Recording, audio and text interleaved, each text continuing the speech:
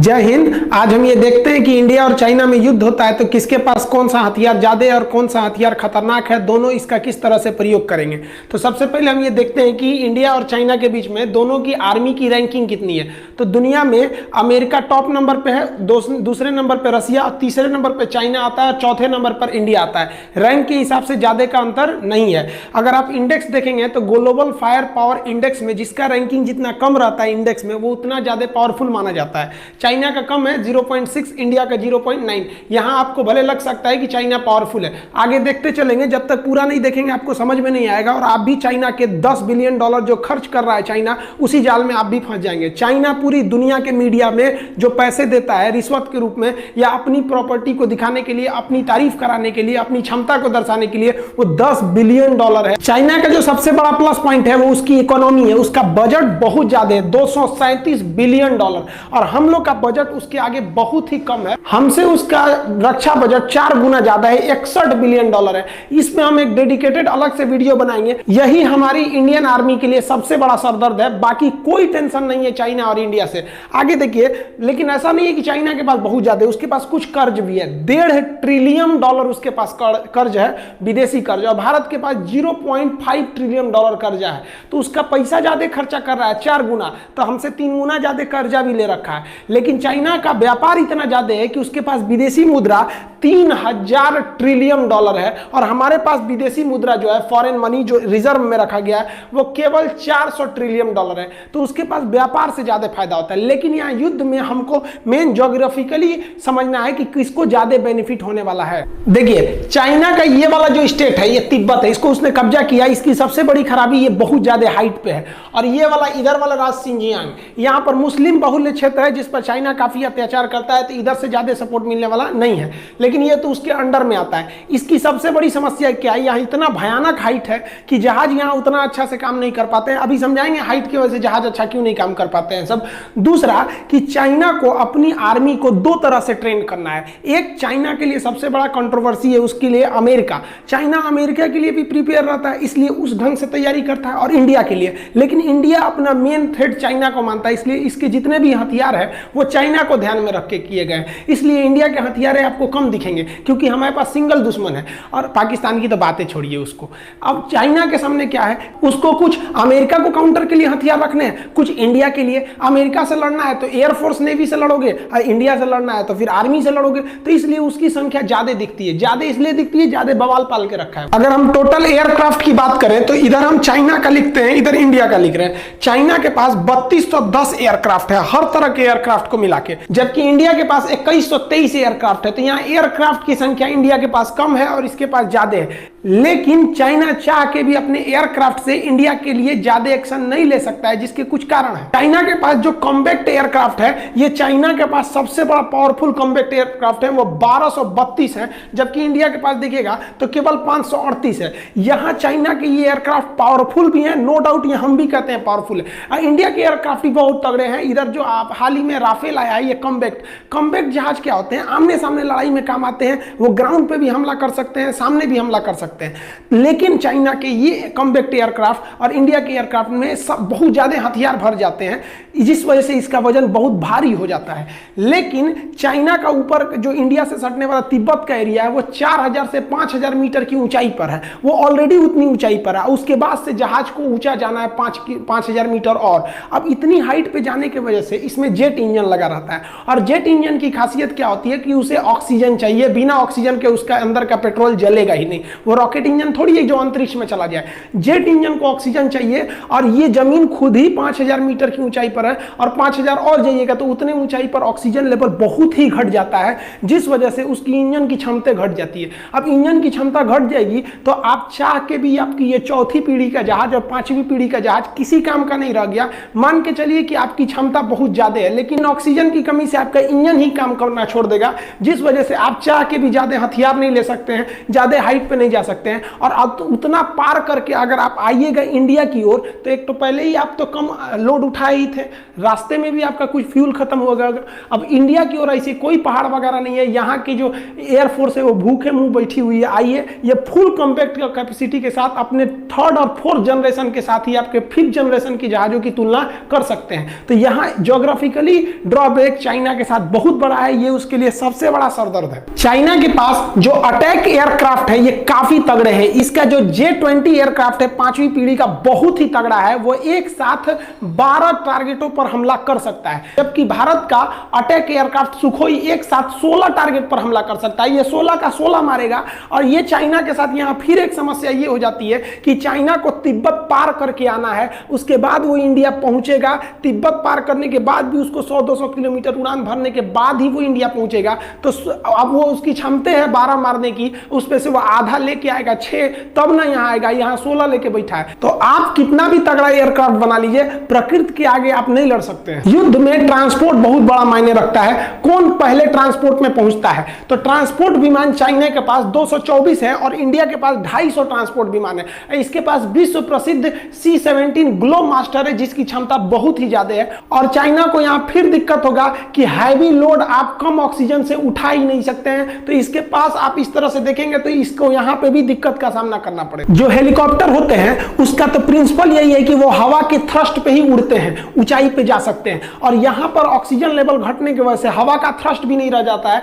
और Chinese helicopter की संख्या ज्यादा है, 911 है, और इंडिया के पास केवल 722 हेलीकॉप्टर है। लेकिन यहाँ इंडिया भारी पड़ेगा, क्योंकि इंडिया के पास 2 बहुत ही घातक हेलीकॉप्टर है, जो मतलब बहुत हैवी हेलीकॉप्टर है। एक Mi-17 V5 और दूसरा चिनूक आ गया है। चिनूक के पास डबल डिस्क है। हेलीकॉप्टर के डायना को डिस्क कहते हैं। ये डबल डिस्क है, इसकी सर्विस सीलिंग ज्यादा है, लोड कैपेसिटी भी ज्यादा है। डिस्क मतलब डायना, सर्विस सीलिंग मतलब ज्यादा हाइट पे जा सकता है, क्योंकि 2-2 डायना है इसके पास, और ज्यादा चीजों को ये उठा सकता है एक ही बार में। जबकि चाइना के हेलीकॉप्टर के पास सर्विस सीलिंग की क्षमता कम है, क्योंकि इनके पास अधिकांश हेलीकॉप्टर सिंगल डिस्क के ही हैं। आर्मी को बढ़त देने के लिए अटैक हेलीकॉप्टर काफी जरूरी होते हैं। चाइना के Y-20 हेलीकॉप्टर जो है, उनके पास अटैक हेलीकॉप्टर 281 अटैक हेलीकॉप्टर है, जबकि भारत के पास महज 23 अटैक हेलीकॉप्टर है। लेकिन इस अटैक हेलीकॉप्टर के साथ Mi-24 और अपाचे हेलीकॉप्टर को शामिल करने के बाद भारतीय एयरफोर्स का अपाचे हेलीकॉप्टर विश्व प्रसिद्ध है।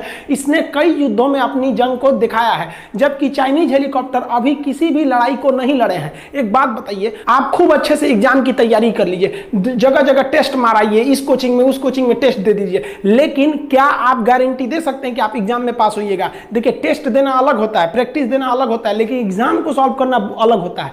तो इन हेलीकॉप्टरों को युद्ध लड़ने का कोई अनुभव नहीं है, जबकि अमेरिका से आयातित ये Apache helicopter Afghanistan, Iraq, Libya, Syria हर जगह अपनी काबिलियत को दर्शा चुके हैं। दूसरा, इस हेलीकॉप्टर के अंदर सर्विस सीलिंग ज्यादा है, और इसका जो एमुनिशन, जो आगे गनर हथियार होता है, वो पायलट के डायरेक्ट आंख से अटैच होता है। जिधर पायलट देखेगा इसका जो बंदूक है वो उधर ही घूम जाता है, निशाना लगाने की जरूरत नहीं है। अगला एक और चीज कि ये 9 mm की बंदूक की गोली को भी झेल सकता है, और इसमें जो हॉट स्पॉट यानी मिसाइलों को लगाने की जगह है, ये इससे 3 गुना ज्यादा। यानी हेलीकॉप्टर के मामले में अभी पूरी दुनिया में अपाची के आगे कोई नहीं टिक सकता है। और ये जो अपाची है ये एकदम नीचे नीचे उड़ान भर सकता है, जिस वजह से ये रडार में भी नहीं आएगा, और ये क्षमता इसके पास नहीं है। ओवरऑल चाइनीज जो एयरफोर्स है वो संख्या में आगे है, लेकिन उसके सामने एक प्राकृतिक समस्या, दूसरी उसकी टेक्नोलॉजी वर्ल्ड लेवल की नहीं है। हमारे पास कम ही है, लेकिन टेक्नोलॉजी ज्यादा है। और वैसे भी चाइनीज सामानों पे कितना भरोसा करते हैं, सोचो चल गया तो शाम तक, नहीं चला तो शाम तक।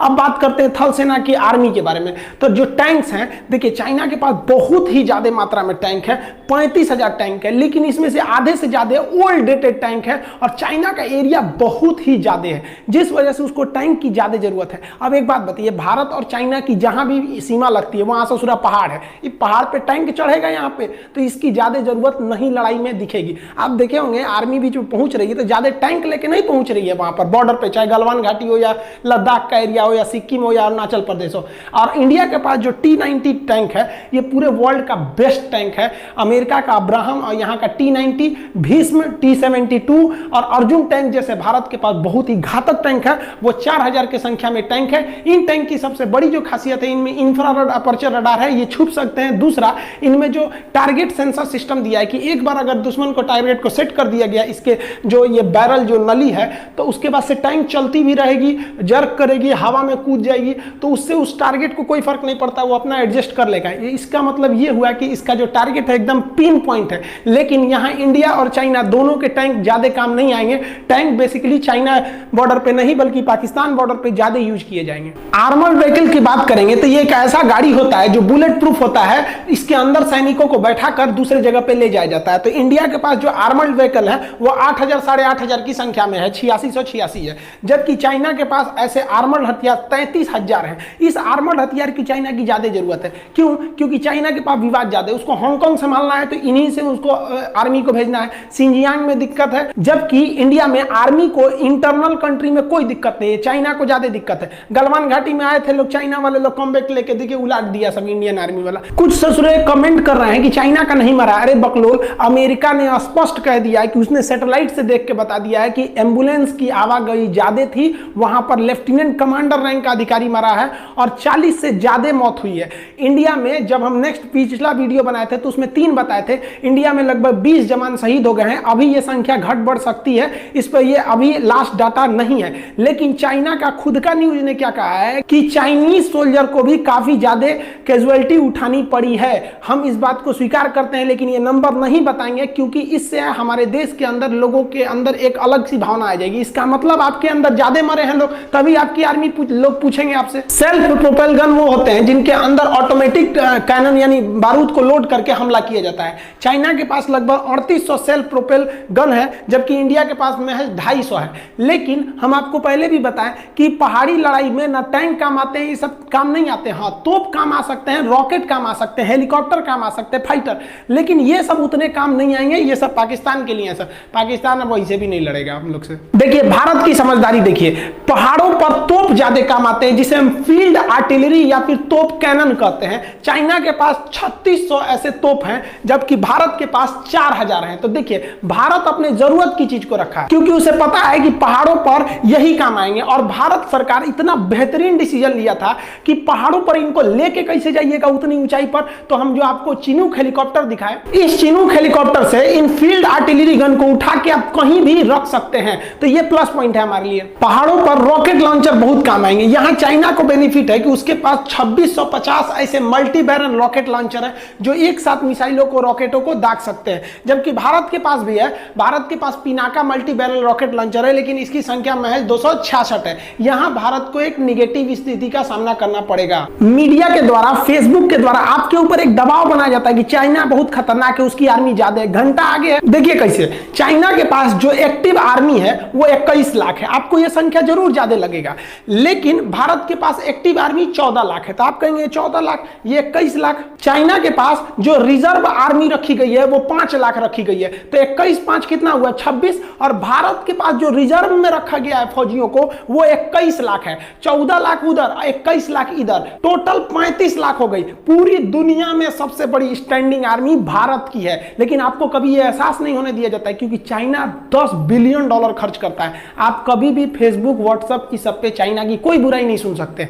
चाइना को पता है उसकी हकीकत, इसलिए वहां के लोगों को फेसबुक, व्हाट्सएप ये सब इस्तेमाल करने पर बैन है क्योंकि उनके जितना भी प्रचार कर रहे हैं वो सारे उजागर हो जाएगा। देखिए नेवी की बात करते हैं तो जो चाइना के पास फ्लीट यानी जहाजों का बेड़ा है वो 750 जहाजों का पूरा फ्लीट है, जबकि भारत के पास 285 जहाजों का फ्लीट है। आप कहेंगे यहां तो चाइना को प्रॉफिट है, नहीं प्रॉफिट है। वो दक्षिणी चीन सागर को छोड़कर नहीं हट सकता है क्योंकि वहां छोड़ेगा तो उसके विरोधी सब वहां पे चढ़ जाएंगे। और भारत का हिंद महासागर में कोई विरोधी नहीं है और ना ही किसी की औकात है जो भारत से लड़ सके। चाइना के पास अभी 2-2 एयरक्राफ्ट कैरियर है। ये एयरक्राफ्ट कैरियर इतने बड़े होते हैं कि इस पे जहाजें उतर सकती हैं। ये आपको संख्या में ज्यादा लगेगा, ये नए नए अभी शामिल किया है। और हम लोग अपने सेना में से 3-3 ठो एयरक्राफ्ट कैरियर रिटायर कर दिए। अतः चाइना को इन एयरक्राफ्ट कैरियर के यूज करने का कोई एक्सपीरियंस नहीं है। और हमने 1971 में पाकिस्तान का वीडियो बनाया, आप देखिएगा कितने खतरनाक था हमारा विक्रांत।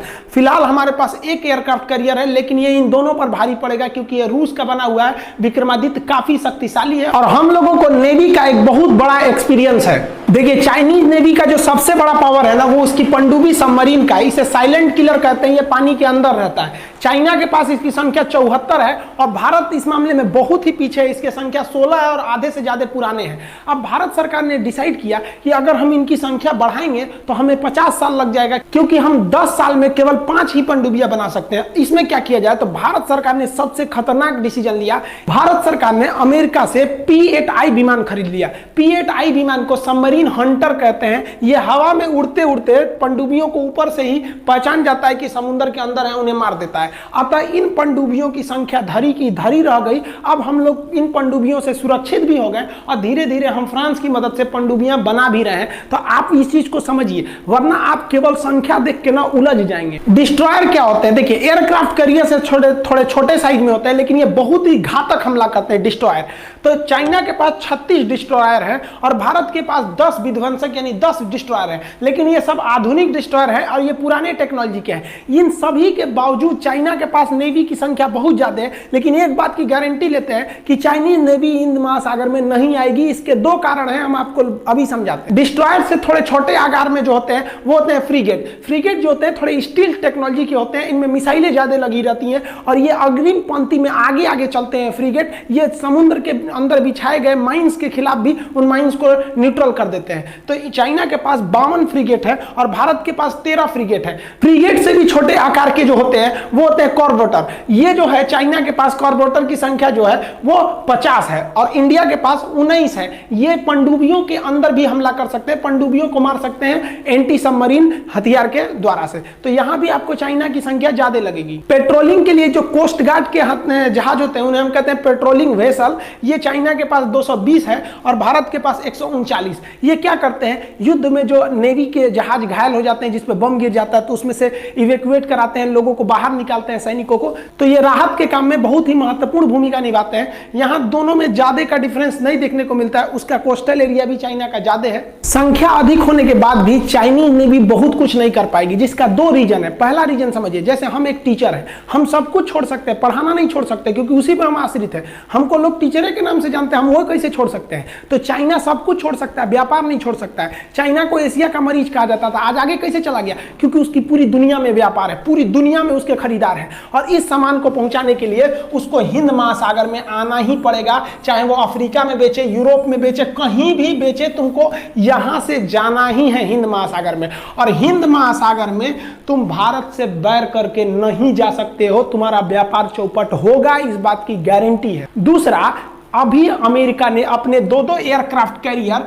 दक्षिणी चीन सागर में भेज दिए हैं। ये जानबूझ के भेजे हैं। आप अभी सुने होंगे कि मोदी जी में और डोनाल्ड ट्रंप में फोन पे वार्तालाप हुई थी, ये सीक्रेट बात थी। लेकिन आप अभी सोचिए अपने मन से कि चाइना और अमेरिका में कोई दिक्कत ही नहीं है, लेकिन अमेरिका ने अपने बहुत ही भीषण जंगी जहाजों को, विध्वंसक जहाजों को पूरा ग्रुप भेज दिया जिसमें दो एयरक्राफ्ट कैरियर है। अब चाइना के पास 2 एयरक्राफ्ट कैरियर है और 2 अमेरिका भेज दिया, तो वो यहां से अब हट ही नहीं सकता है क्योंकि उधर झगड़ा है। अब यहां हिंद महासागर में इंडियन नेवी एकदम फ्री हो गई। अब अगर इंडियन नेवी आगे बढ़ती भी है तो अमेरिका और इंडिया एक साथ हो जाएंगे। यहां ऑस्ट्रेलिया से पहले समझौता हो गया है और इंडिया के मैटर पे कभी भी रूस उसके साथ नहीं आएगा। और आप सोच रहे होंगे, पाकिस्तानी कमेंट करते हैं हम चाइना के साथ आ जाएंगे। अरे बकलोलवा कहीं का, अमेरिका तुमको पैसा देना बंद करेगा, ससुरा अंडरवियर नहीं खरीद पाओगे तुम लोग। और भारत के कहने पर अगर भारत के मामले में टांग लड़ाएगा तो अमेरिका जानता है कि भारत को रोकने का मतलब चाइना को रोकना, और चाइना अगर नहीं रुका तो अमेरिका के लिए दिक्कत होगा। इसलिए अमेरिका पाकिस्तान को दिए जाने वाली आर्थिक मदद को रोकने की धमकी देगा